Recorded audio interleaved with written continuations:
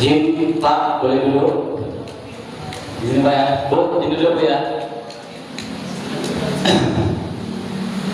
Bismillahirrahmanirrahim. Assalamualaikum warahmatullahi wabarakatuh. Agak gemetar tadi saya Bu, nengok anak dari masih kecil dan ceramah, udah juga tadi saya. Saya ulangi kembali Bu, kurang semangat kita. Bismillahirrahmanirrahim. Assalamualaikum warahmatullahi wabarakatuh.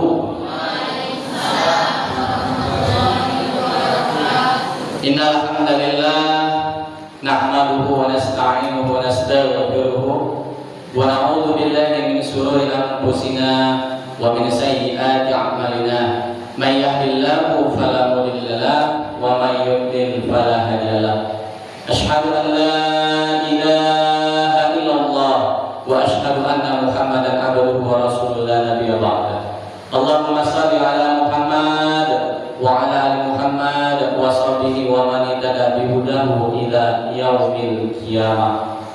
Hadirin Bapak Ibu salat jemaah Isya dan Qiyamul Lail, semoga amal ibadah puasa kita Ramadan ke malam 10 nih Pak ya.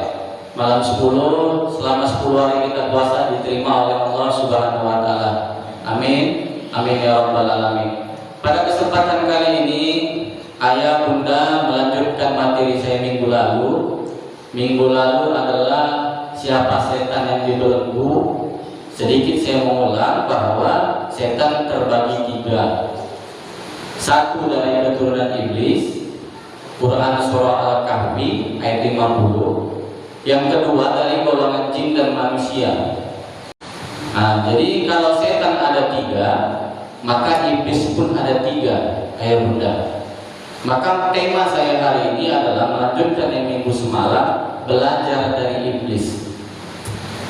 Belajar dari iblis ini kalau kita lihat Quran surah Al-Baqarah ayat 34, A'udzu billahi minasyaitonir rajim. Bismillahirrahmanirrahim. Wa idz qulna lil malaikati isjudu li Adam fasajadu illa iblis aba wastakbara wa kana minal kafirin. Kenapa Ustaz kita harus belajar sama iblis? Karena iblis itu adalah musuh umat manusia. Maka sudah sewajarnya kita mengetahui triknya Bapak Ibu. Kita harus tahu siapa musuh kita. Ibarat kata kita bertanding main bola Bapak Ibu, pasti kita harus tahu lawan kita siapa. Iblis Bapak Ibu ada 4 secara bahasa. Iblis menurut bahasa Yunani berasal dari kata dabolos. Dabolos itu artinya orang yang tukang fitnah dan orang yang tukang hasud. Berarti iblis Bu, kalau ada orang bilang dabolos, kalau dabolos, berarti Bu dituduh kita iblis. Dalam bahasa Arab, iblis disebut balasa, artinya orang yang jauh dari rahmat Allah. Kalau dalam bahasa Batak, masuk di bahasa Batak, iblis itu artinya begu. Begu. Jadi kalau kita dibilang orang begu kalau, iblis kita dibilang itu. Begu itu artinya apa Bu? Orang yang jahat. Menurut Quran, iblis itu artinya sifat. Sifat yang diberikan oleh Allah kepada satu makhluk bernama Azazil. Sifatnya, sifat-sifat. Kalau kita lihat di dalam Al-Quran, sifat-sifat semuanya Bu. Sekarang saya mau tanya kepada Bapak Ibu, Bu, mau nggak kira-kira Ibu jadi iblis? Kita tanya Bu, Pak, kira-kira mau nggak jadi iblis kita Pak? Jadi iblis enak Bu. Ada 2 keuntungan jadi iblis. Yang pertama, diberi umur panjang. Yang kedua, diberi harta banyak. Kalau kita mau jadi iblis. Ini fakta Pak Bu. Hari ini di Indonesia masih sangat kuat yang namanya mistis. Mau jualan, jumpai iblis, minta laris. Banyaklah pengikutnya, Bu. Ya, mau umur mau sehat, hari ini orang sering pergi ke dukun. Belum nikah, nggak dapat jodoh, kata tukang orang pintar, anak ibu ini ditutup ini jodohnya. Percaya. Inilah hari ini masih banyak kita mengikuti iblis. Bapak Ibu yang dirahmati Allah, ada 3 status pekerjaan yang bisa menyebabkan kita memiliki sifat iblis. Ini sama-sama untuk kita semua. Yang pertama, dari golongan umarah atau pemimpin. Pemimpin sangat mudah untuk memiliki sifat iblis. Salah satu contoh minggu semalam sudah saya kasih, yaitu Raja Namrud dan Fir'aun. Manusia berwujud iblis, mengaku dirinya sebagai Tuhan, menyiksa manusia, membuat fitnah. Yang kedua, siapa yang bisa mendekatkan kita menjadi iblis? Ulama. Termasuk saya ngomong di depan ini, Bu. Bisa saya memiliki sifat iblis, Bu. Makanya kadang takut juga saya, Bu. Contohnya, Bu, hari ini pemimpin kita, Presiden Konoha, bergabung dengan POP, di mana di situ kumpulan satu negara tukang fitnah, yaitu Amerika. Amerika itulah, Bu, negara yang memfitnah Islam sebagai teroris. Hari ini Presiden Konoha duduk dengan tukang fitnah. Hari ini juga Presiden Konoha duduk dengan orang yang membantai saudara kita di Palestina. Ulama menolak Indonesia gabung POP. Ada jam 11 siang, jam 19 malam, di hari yang sama dipanggil ke istana. Ulama keluar tiba-tiba mendukung gabung POP. Inilah bahayanya ulama. Dan saya khawatir juga, Bu, nanti kalau saya dipanggil ke pemerintah, oh yang juga saya takut. Makanya kata para ulama itu tidak boleh dekat dengan penguasa, tapi dekatlah dengan yang maha kuasa. Kalau ulama dekat dengan penguasa, maka pasti rusak. Pasti rusak. Makanya harus pilih mau jadi ulama, umarah. Kecuali kalau umarah kita, kalau pemimpin kita memang kelasnya macam nabi, boleh. Masalahnya, Bu, sistem Indonesia tidak menerapkan sistem musyawarah mufakat, tapi one man one vote, satu suara satu orang. Tidak mungkin akan melahirkan pemimpin yang soleh maupun soleha. Kemudian yang ketiga, siapa orang yang paling bisa mendapatkan sifat iblis? Yaitu orang yang memiliki harta banyak. Siapa contohnya, Pak, Bu? Korun. Korun ini hidupnya sangat miskin. Ada kan dalam film animasi Korun? Ya, Pak? Pernah nonton kan? Korun ini sangat miskin, Bu. Didoakan oleh Nabi Musa, dia kaya. Pas kaya, pakaiannya, kendaraannya, bahkan binatangnya sekalipun pakai emas. Dia jalan di pinggir jalan, dia tonjolkan emasnya, Pak. Muncul sifat sombong. Apakah Korun berhenti sampai sifat sombong? Tidak. Orang meminjam uang kepada Korun kasih, Bu. Seolah-olah jadi pahlawan. Dan apa-apa kau minjam sama aku.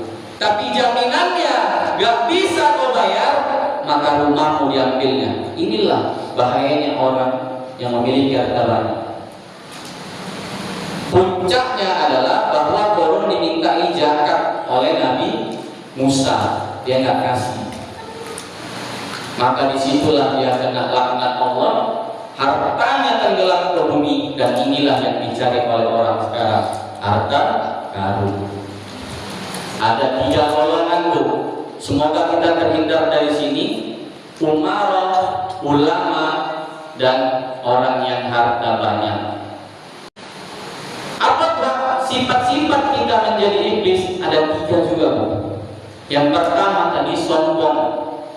Dalilnya yang tadi saya baca ayat pertama, Quran surah Al-Baqarah ayat 34. Wa idhulna lil malaikati isjudu li Adam fasajadu illa iblis aba wastakbara wa kana minal kafirin. Iblis menolak sujud kepada Adam, tapi didasari dengan sombong, maka masuk dalam golongan kafir. Sekarang kita mulai, sombong itu apa? Sombong itu merasa saya duduk di sini, kalau saya merasa pintar sudah kena saya bab sombong, maka saya pulang nanti banyak-banyak istighfar. Sombong itu bukan dari hanya perkataan saja, tidak mau mendengar. Kadang-kadang inilah kita sebagai orang tua, anak cakap tak kita dengar. Tiba-tiba kita bilang capek, tahu rupanya anak itu kita capek. Sombong itu bukan hanya sekedar ucapan penghinaan, tapi juga perilaku. Tadi Qarun memamerkan harta. Hari ini kalau biasanya kalau mau lihat orang pamer harta, lihat tadi rendang. Sengaja dia ambil rendang itu, tangan ibu-ibu tuh goyang-goyang begini.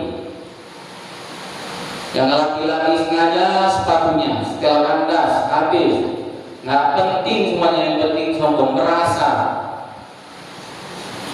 Yang menjadi ketua merasa hebat. Sifat sombong itu intinya merasa, Bu, merasa pintar, merasa baik. Nah, kalau sudah mulai muncul sifat merasa, maka banyak-banyaklah istighfar. Kemudian apa sifat iblis? Hasad dan hasud. Mana dalilnya? Quran surah Al-Baqarah ayat 30, wa in kuntum fi raibin mimma nazzalna, salah ulang. Wa in kuntum fi raibin mimma nazzalna ala abdina fa'tu bi suratin min misli. Ada satu nabi namanya Musailamah Al-Kadzdzab, tukang dusta. Musailamah Al-Kadzdzab ini, dia mengaku dirinya sebagai nabi, dia mengaku bisa menyembuhkan penyakit, ternyata dibawa oleh orang. Sumur yang dia bacakan doa jadi sumur yang mati, Bu. Ternyata tukang fitnah. Fitnah itu artinya berbicara dusta. Kemudian tukang hasud. Nah, ini hati-hati, Bu. Hasud dan hasad ini beda tipis. Tukang hasud itu kita nggak ada niat memusuhi orang, tetapi kita gosok orang. Udahlah, ngapain kau beli makanan dia, nggak enak. Pas kita mau beli takjil, ada tetangga kita jualan, kita sengaja beli yang di ujung. Ini kadang-kadang yang salah kalau berpikir kita loh. Ada tetangga jualan kita, tapi kita pilih yang di ujung hanya gara-gara dengki. Kenapa nggak kita tolong saudara kita yang di tetangga? Kalau kita sakit, siapa orang yang pertama nolong kita? Saudara? Nggak mungkin, Bu. Tetangga. Maka kalau ada tetangga yang berjualan, maka belilah apa yang mereka punya. Syukur-syukur kita membantu. Hasad dan hasud, mulai hari ini, Bu, janganlah kalau nggak perlu kita cakap, nggak usah cakap. Terkadang kita suka ngompori orang, Bu, kita nggak sadar. Namanya tukang gosok macam lah. Kemudian penyakit yang ketiga, Bu, menghalangi orang dari jalan yang lurus. Ini biasanya spesialis para ulama dan para pemimpin. Wa taktumul haqqa wa antum ta'lamun, janganlah engkau menutupi kebenaran. Bu, kira-kira apa nggak kebenaran yang hari ini ditutupi? Setiap hari saya melihat isu yang paling viral hari ini adalah MBG. Ditutupi semuanya dengan jalan yang lurus. Hari ini saudara-saudara kita di Aceh, Bu, baru tadi saya tonton, sedih hati saya, masih banyak yang menderita, Bu. Tapi beritanya senyap. Inilah berbahayanya, Bu. Wa taktumul haqqa wa antum ta'lamun, janganlah kau sembunyikan kebenaran. Jalan yang lurus itu kerjaan iblis, Bu. Ini kita harus waspada sama-sama, Bu. Kemudian Bapak Ibu yang dirahmati Allah, sebenarnya sebab musabab iblis ini, Bu, simpel ya sebenarnya dosanya, Bu. Kalau kita lihat Quran surah Al-Hijr ayat 15, surah ke-15 ayat 28, sumber masalahnya ini ketika Allah ingin ciptakan Adam.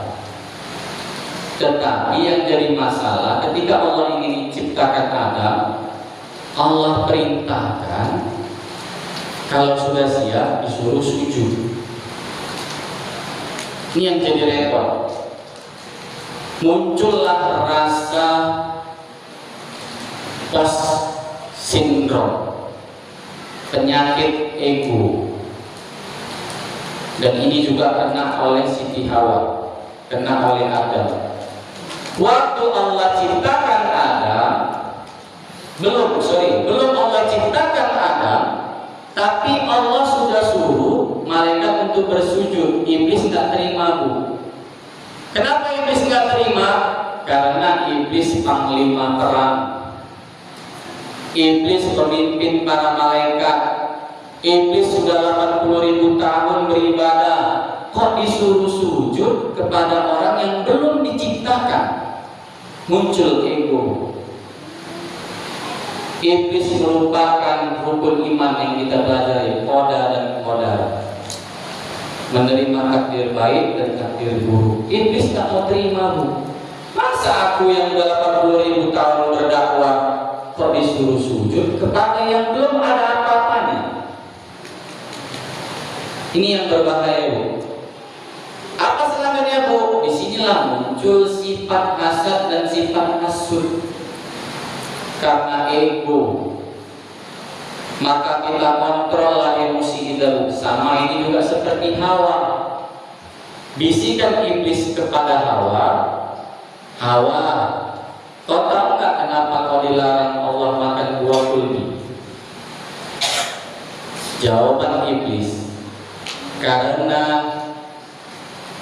engkau tidak akan hidup abadi di dunia ini. Wow, sok langsung Hawa, Pak, dengar itu. Mak, dari Bapak aja, Pak. Maka Hawa intervensi Adam, maka terjadilah mereka makan buah kulbi. Maka ego atau kecewa kepada seseorang melahirkan emosi yang memuncak kepada kita. Makanya hati-hati, kita sering kecewa kepada orang pasti emosi. Apapun itu pasti. Inilah yang menyebabkan iblis tergelincir, Bu. Maka oleh karena itu kita hari ini, itulah gunanya puasa. Tujuannya apa, Bu?